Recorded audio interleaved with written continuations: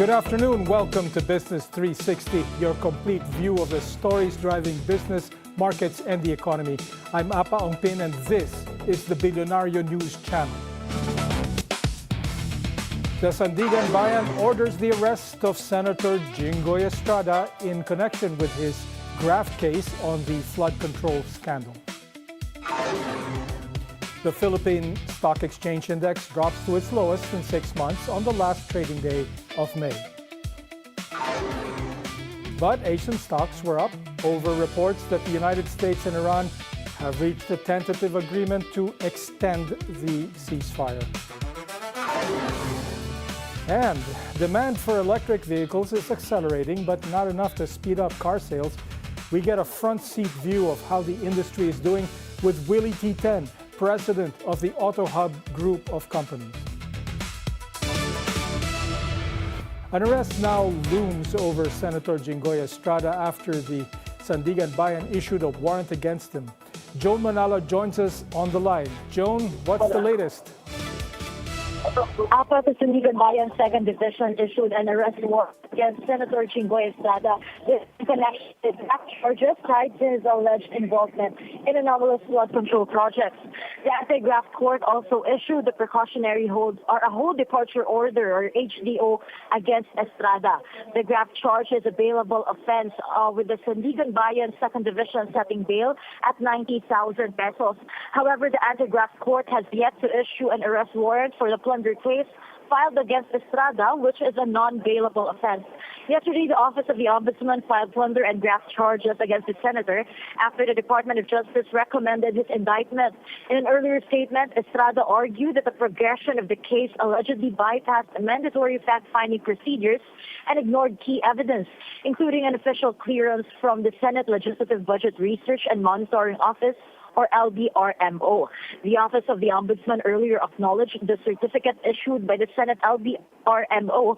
However, Assistant Ombudsman Nico Clavano stressed that the certificate does not capture all stages of the budgetary process, where insertions may allegedly be made through a layered method. This marks the third time the Estrada was earlier detained and later acquitted of plunder charges in 2001 alongside his father, former President Joseph Estrada. He was arrested again in 2014 over his alleged pork barrel scam.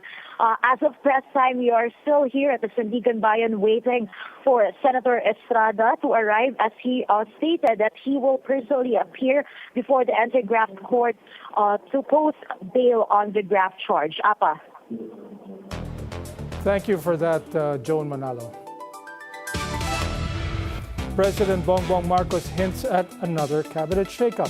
This time he's looking at appointing defeated candidates in the 2025 elections. Marcos notes that the one-year ban for these candidates has since lapsed. Possibly.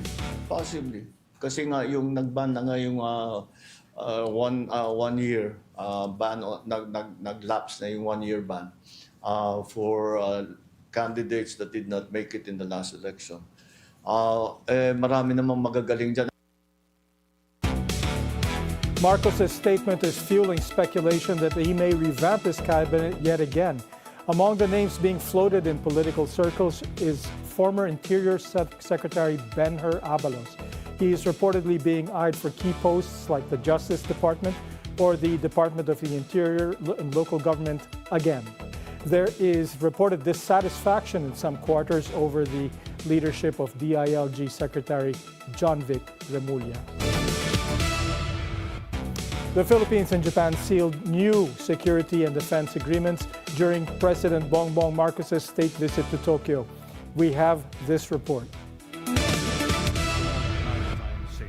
Manila's move to ally with like-minded states like Tokyo on deterring armed conflict and aggression is only fitting, says Professor J. Batong Bakal, director of the Institute for Maritime Affairs and Law of the Sea. PBBM inked with Japanese Prime Minister Takaichi Sane on his first state visit to Japan the General Security Information Agreement, which allows both states to share and exchange classified military information. Both leaders also agreed on the delimitation of maritime borders, or the legal and formal boundaries between territorial borders. And on top of these agreements is the exchange between defense authorities, such as the Abukuma-class destroyers to be given by Japan. This is Tokyo's first move since lifting their ban on lethal weapon exports in April. Professor Batong Bakal believes that since the Philippines sits on the first island chain, the Pacific archipelagos, which include Japan, Indonesia, and Taiwan, we are at a critical position in the context of the conflict between China and Taiwan. Batong Bakal explains that our trade, critical infrastructure, military necessities, and geographic location dictate the inevitability of getting dragged into the conflict should armed aggression arise. This is why Batong Bakal believes President Marcos is right in saying the Philippines cannot stay neutral and unmoved. The professor adds Japan is a natural ally of the Philippines in countering forces from the People's Republic of China. As maritime democracies, the Philippines and Japan are committed to strengthening maritime security and ensuring that our seas remain open, secure, and governed by rules, not by force. The Philippines remains at the forefront of upholding a rules-based maritime order. Batong Bakal adds that while Manila, being Washington's oldest ally in the Pacific, proves instrumental to protecting state interests, the Philippines should still engage other states, especially those with which we share more common ground like Japan. The Takaichi leadership also supports our bid for a non-permanent seat at the United Nations Security Council. Meanwhile, the Double Taxation Convention highlighted the economic agreements with Japan. This agreement moves for clearer taxation regulations for cross-border investments. Takaichi and Marcos also formally announced in this state visit the elevation of Japan and the Philippines ties up to the highest tier, the Comprehensive Strategic Partnership. This means cooperation between Tokyo and Manila is now broader in scale. The Philippines and Japan have agreed to pump investment into the Luzon Economic Corridor, fast-tracking infrastructure and energy initiatives. The plan includes railways, ports, semiconductor manufacturing, and clean energy projects spanning from Subic, Clark, Manila to Batangas. Both countries also pledged cooperation in critical minerals and digital infrastructure. The deal supports a shared goal of a, quote, free and open international order. Russia is set to bring together Southeast Asian leaders for a summit with Russian President Vladimir Putin. Moscow's embassy in Manila says the meeting will be on June 17 to 18 in the city of Kazan. It is expected to be co-chaired by Putin and President Bongbong Marcos, who is this year's ASEAN chair. Coming up, we get the front seat view of how the auto industry is doing with Willy Tee Ten, president of the AutoHub Group of Companies. This is Business 360.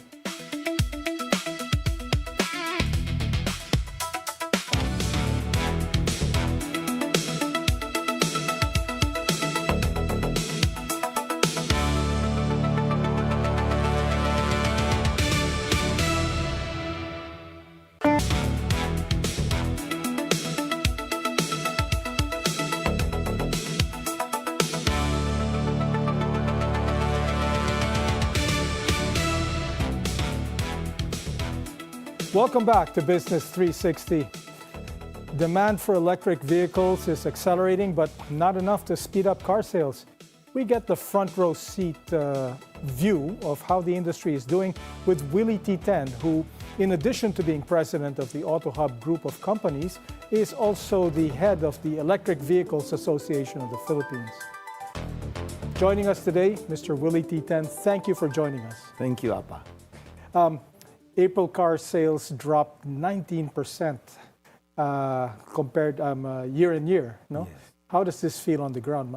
Masakit to, ha? Yes, actually, because of the oil price hike, suddenly a lot of car buyers are shifting now to EVs, and the EV sellers are not ready for the sudden demand.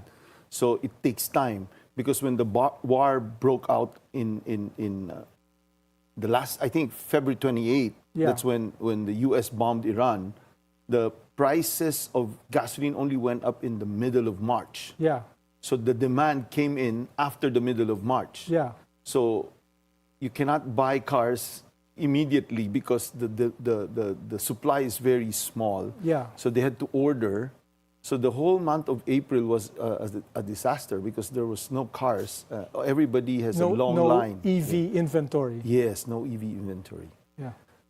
Is this slowdown just a couple of months problem, or are dealers already seeing signs of a softer market for non-EVs heading into the rest of the year?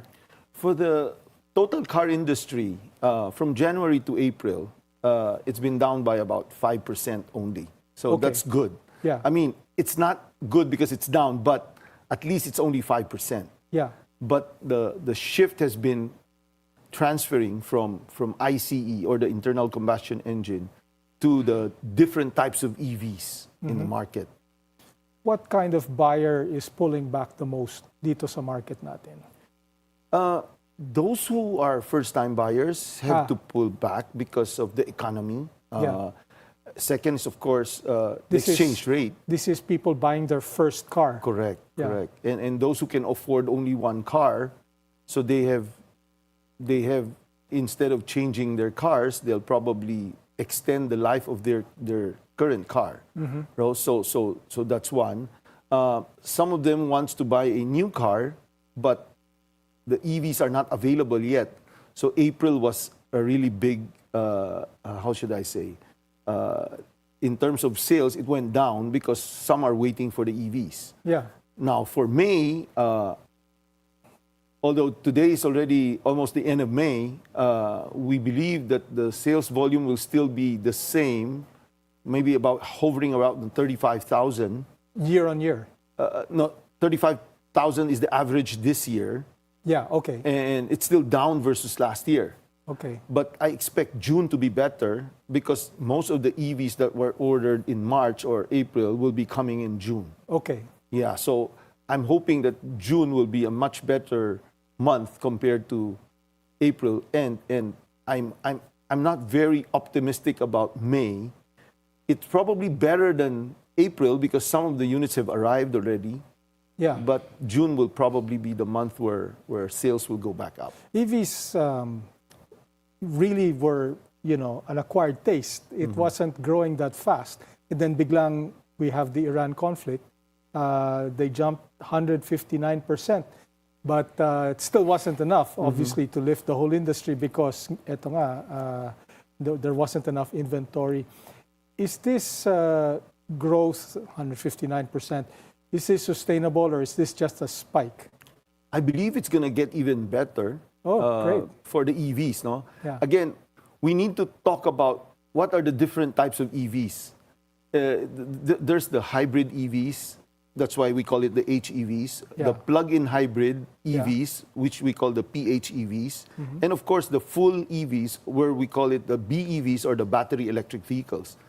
As far as 2025 was concerned, BEVs are super small volume. Yeah, yeah, Karamihan ng bumili last year were the PHEVs and the HEVs. yeah. Because of the Iran war now, suddenly, those non-BEV believers are starting to consider the BEVs because of the oil price. Yeah, also, when you think about it, medyo proven na eh, di ba? People have started to, accumulate experience with BEVs, and Correct. it looks like they're having a positive experience. Correct. Actually, the Philippines is actually one of the slowest in terms of Adoption. adoption of BEVs. Yeah. Imagine last year, we're less than 1% ang BEVs. No? It's only maybe thanks to Donald Trump that, suddenly they have to consider the BEVs now. And once they've tried it, they're going to love it. Yeah. Right? The only consideration has always been the charging infrastructure, which I'm sure you're going to ask me later. Yeah, yeah. But what do you call this? Also the price. It's BEVs are more expensive. Correct. But because of the incentives of the government, the price difference has become smaller and smaller. Yeah. There's a bit of a yes, and the tax new and duty break. the new BEVs coming in are very, very good price already. There are BEVs now below 1 million. There are. Yes. Oh, okay. so many of them are coming in, especially in the next few months. Yeah. So expect a lot of shift, and once they try the BEVs, they're probably gonna love it. I'm almost sure they're gonna love it. Yeah. Well, hybrids in the meantime are really carrying the EV segment, both PHEVs and ano, no? Toyota nga has said categorically, look, we're gonna concentrate on hybrids kasi that's the way forward, di ba? Is the Philippines realistically a hybrid-first market before it becomes a full BEV market? That's a very, very good question. No? Hybrid kasi, there are two types again. Yeah. There's the hybrid and the plug-in hybrid. No? Yeah. So right now, it's probably equal. It's about equal. The problem with PHEVs is because a lot of condominiums do not allow yet the charging. You can charge at the condos. No, either they don't have enough transformer or electricity supply, or the association just do not believe on the safety of the charging station. No.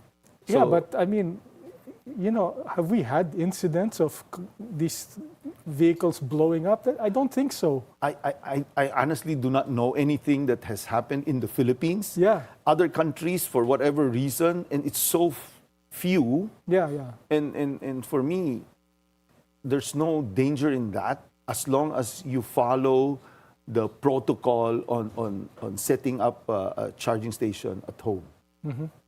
Okay. Now, from a dealer's, range anxiety. Let's talk about range anxiety. I mean, how justified is it in this day and age? I guess we're talking really about BEVs because, PHEVs and that's not, walang range anxiety dyan. Correct. Yeah. So how much of a concern among consumers is range anxiety? There's still a lot of concerns with range anxiety, but they're always concerned. The favorite question is, can my BEV reach Baguio? That's the favorite destination. Yeah. Oh. Always, as a dealer, I always ask, how often do you go to Baguio, diba? But the new technologies of the BEV, the range are getting longer and longer. No? And at the same time, charging stations are growing quickly also. But if you're the type of person na nervioso, you'll always go with the PHEV first. Yeah. But if you cannot have charging stations at home, you have no choice but to go with HEV. Yeah. I'm very concerned. Some customers do buy the PHEV, pero hindi siya nang-charge sa bahay. Yeah. Which is kind of surprising for me.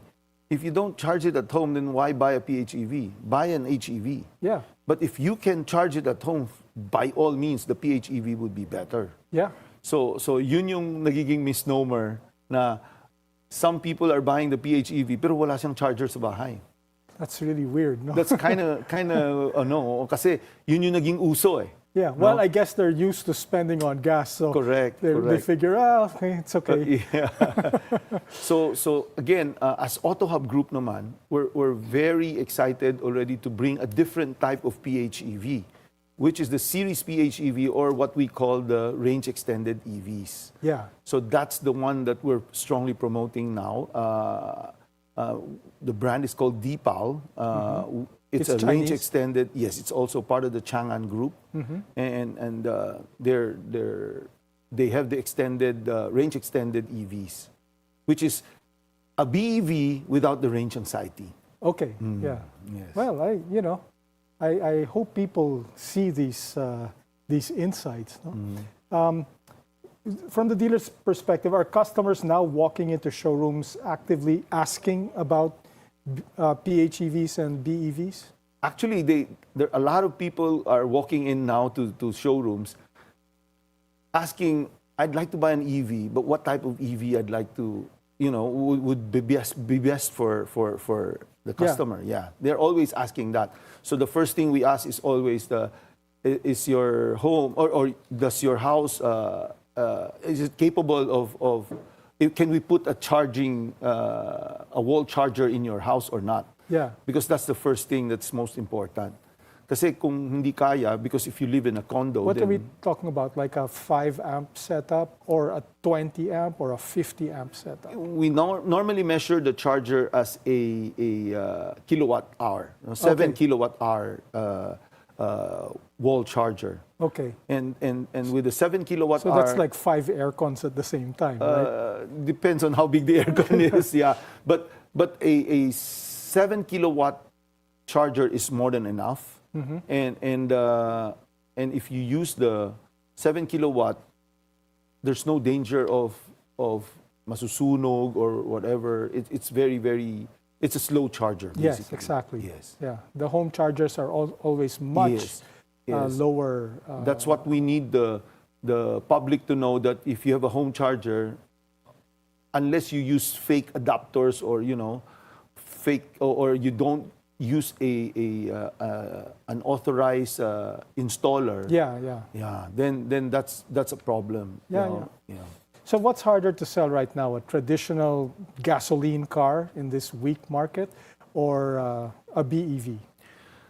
The shift has gone to EVs, different types of EVs. The gasoline cars, the inquiries have gone down. Yeah. Yeah.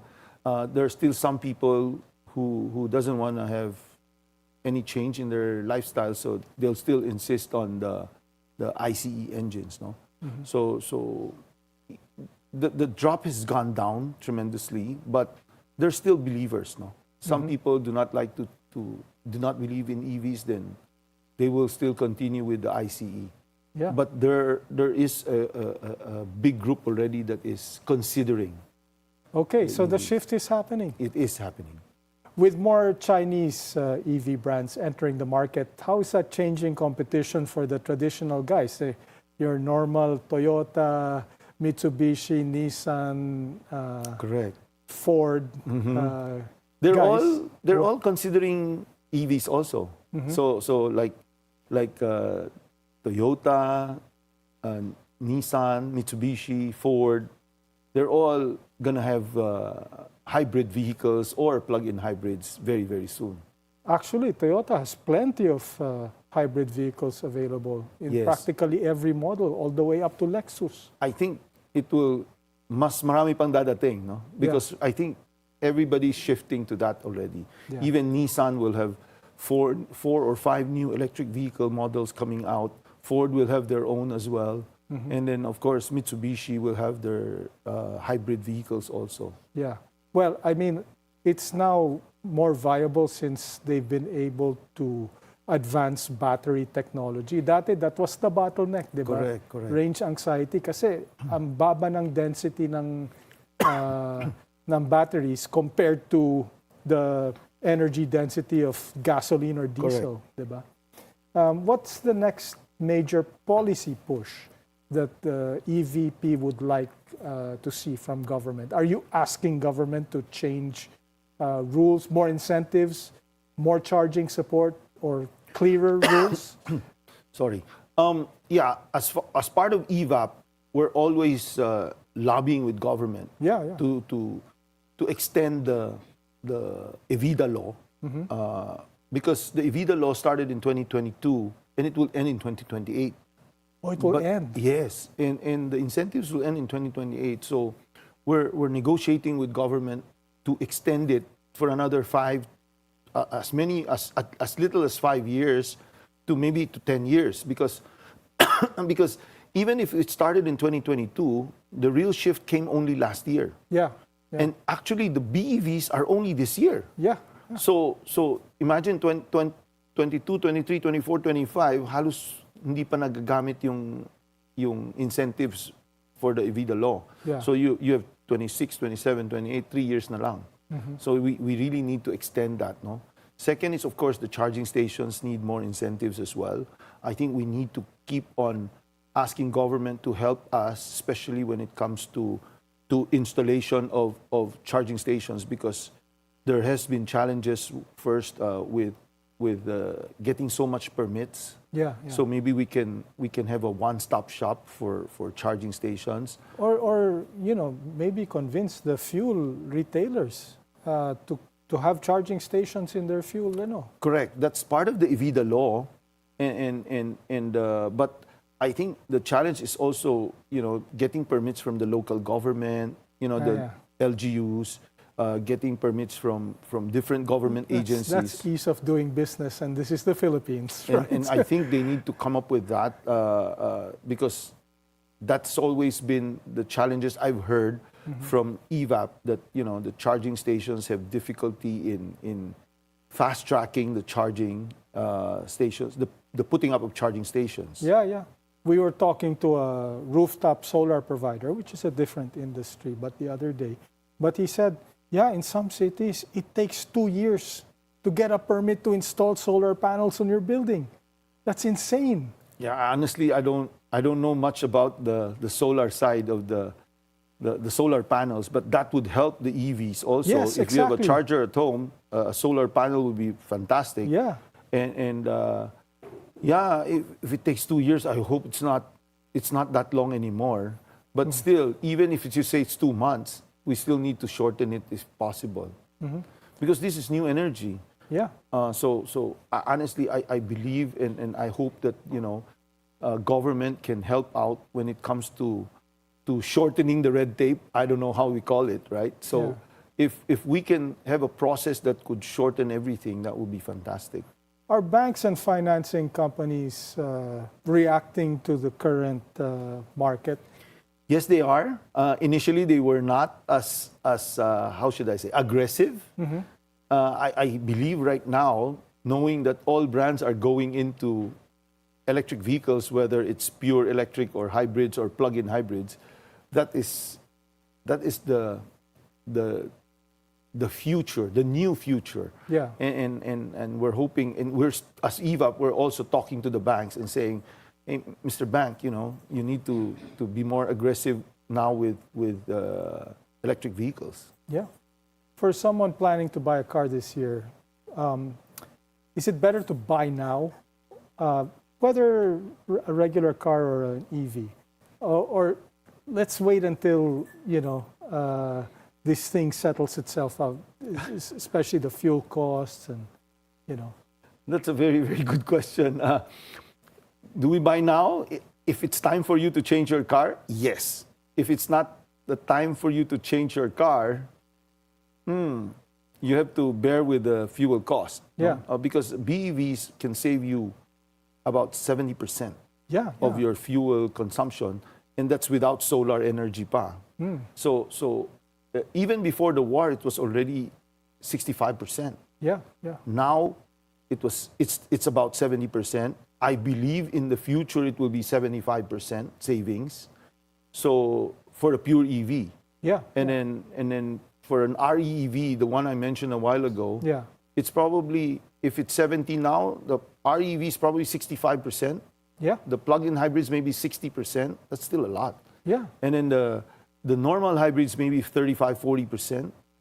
Those are all money that you can save and use it for something else. Yeah. Yeah, Yeah, so- and lessens the country's dependence on imported fuel. Correct. And maybe the air is going to be cleaner. You have less fog and smog, and the solar energy can absorb more heat from the sun. Until you're able to get electric jeepneys and electric tricycles. So That's another thing that yeah. we'd hope the government can consider. You don't only save in fuel, but you help in the environment, right? And for logistics companies, it would be fantastic that if you have these electric vehicles, the temptation for pilferage is even less now. Yeah. Because drivers have the temptation right now to Sell do off the some, diesel. yes, Yeah, the fuel, and they cannot do that with electric vehicles. Yeah. Okay, well, thank you so much for your time. This is a very illuminating discussion. Good luck with the industry this year. Thank you so You're much. looking at a lot Apa. of challenges. Yes, Okay. thank you. Thank you, Mr. Willy Tee Ten. More stories when we return. Business 360. We'll be right back.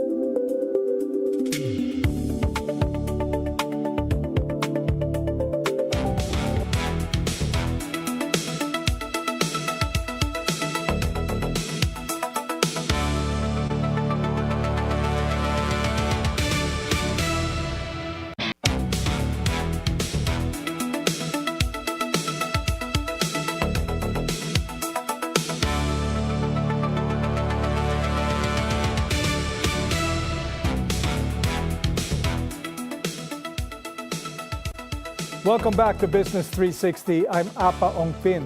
The local shares closed this month at their lowest level in more than half a year. The Philippine Stock Exchange Index finished at the 5,700 level, down more than 1.5%. RCBC Chief Economist Michael Ricafort attributes the decline to recent political developments, the depreciation of the peso, and the release of inflation data next week. Ricafort also projects inflation at 8% for May, higher than April's 7.2%. Most sector indices closed in the red, though financials, mining, and oil managed to end in positive territory. Almost all of the most active stocks also ended lower, with Jollibee down more than 6%, ahead of its downgrade from the MSCI Philippines Standard Index to the Small Cap Index. The MSCI rebalancing is set to take effect on Monday, June 1st. Apart from the MSCI rebalancing, investors are looking ahead to the Philippine Stock Exchange Index rebalancing in August. Call Financial said Maynilad is likely to join the 30-member index regardless of any potential rule changes. That would push out Converge, which currently ranks lowest among index members by free float market cap. But two possible policy changes could shake things up further. The PSC is weighing whether to cut the free float requirement from 20% to 15%, and whether to impose a stricter liquidity threshold. Neither is final yet. Meanwhile, Wall Street shares are up following reports the United States and Iran are close to a deal to extend their ceasefire.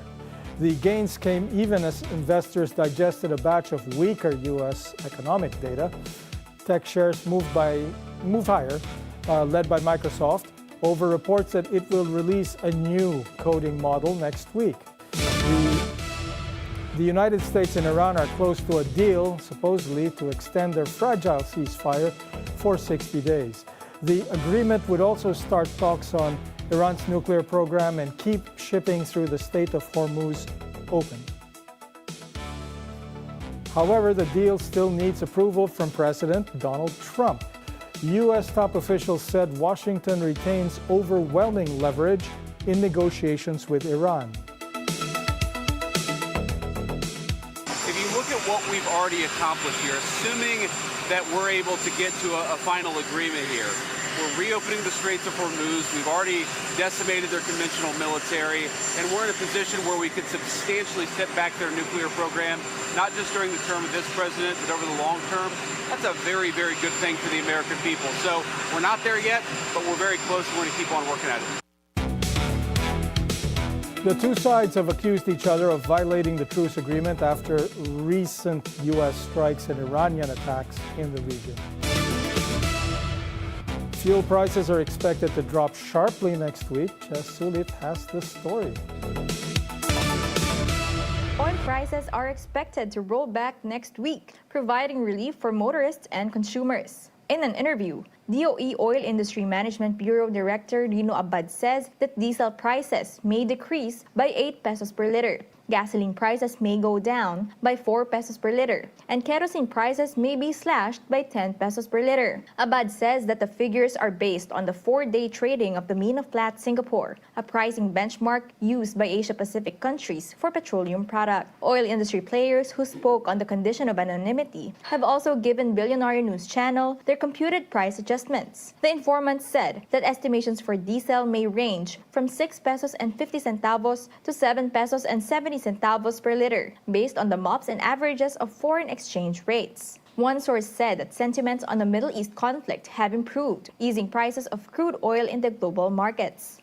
Negotiators have said that U.S. and Iran are moving closer towards a peace deal, but they note that the country's leaders still have the final say. Meanwhile, another source said that they have experienced slight recovery from the oil price hike this week. The recent price adjustments reflected higher costs compared to initial projections, shocking motorists. The DOE earlier explained that the hike was a result of increases in risk premiums, freight, and insurance costs. But it assured that the government will remain dictating the price adjustments under the national energy emergency. Meanwhile, the government also delivered a more promising news for the country's energy sector. In a joint statement between the Ministry of Economy, Trade and Industry of Japan and the DOE, a strategic petroleum reserve program is coming in the work. This initiative involves building new stockpiling facilities to expand the nation's oil buffer capacity. Both leaders have also committed to establish a ASEAN-wide joint stockpiling to strengthen the region's energy security and resilience. Che Sulit, Bilyonaryo News Channel. The Philippines posted its widest trade deficit in nearly 4 years in April. The gap widened to almost $6 billion, the biggest since August 2022. It was driven by a jump in imports led by electronics. Mineral fuels also rose sharply amid global energy pressures. The Philippines' tourism sector is showing signs of cooling as its contribution to the economy hits a 3-year low. Data from the Philippine Statistics Authority shows tourism share of the economy eased to 8.1% in 2025, down from a revised 8.7% the year before. The PSA blamed the drop on weaker spending by foreign visitors. More stories when we return. Business 360. We'll be right back.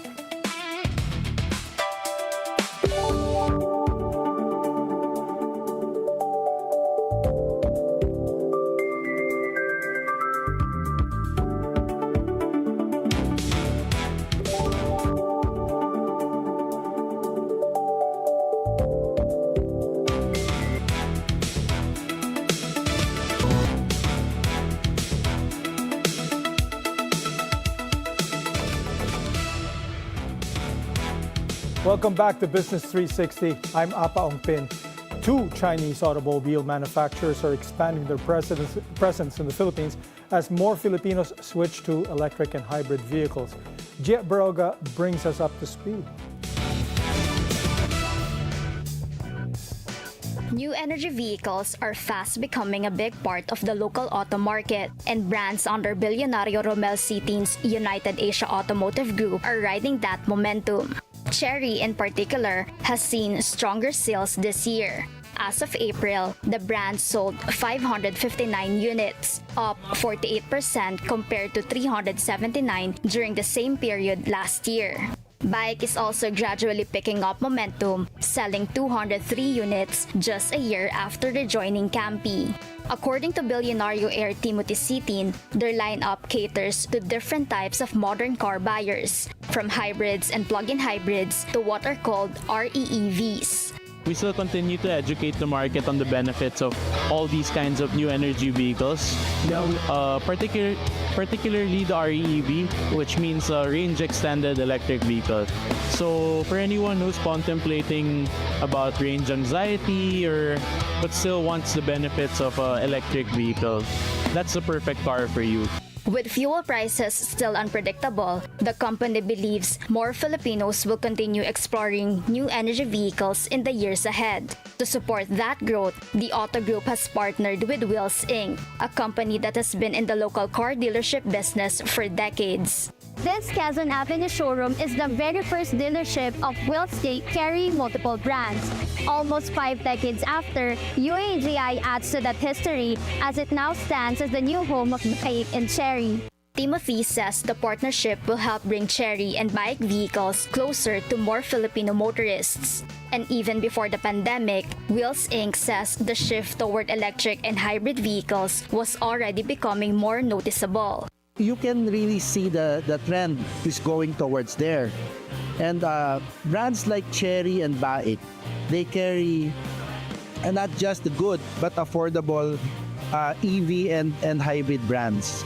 So that's why we came about with this partnership with UAAGI. The new Bike and Chery Quezon Avenue dealership also offers a full ownership experience, from a modern showroom to available parts and after-sales support.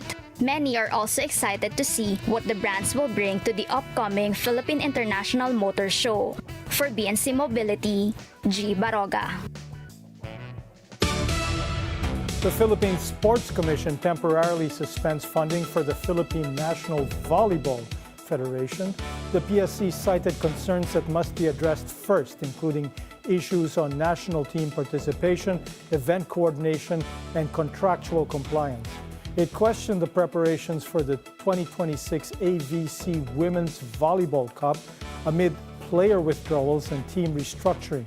The Commission also raised concerns over poor coordination with volleyball bodies and organizers. The PNVF has not yet issued a response. Nike is teaming up with K-pop powerhouse BTS on a new line of customizable gear. Starting June 1, fans will be able to personalize certain Nike apparel and tote bags using 10 designs made for the group. This is tied to the ongoing BTS World Tour. Tour merchandise will also be sold in select cities and online in China, one of K-pop's biggest markets. And that's Business 360. We'll keep tracking the moves that matter across markets, policy, and the economy. I'm Apa Ongpin. Thank you for joining us. Keep it here on BNC, the Bilyonaryo News Channel.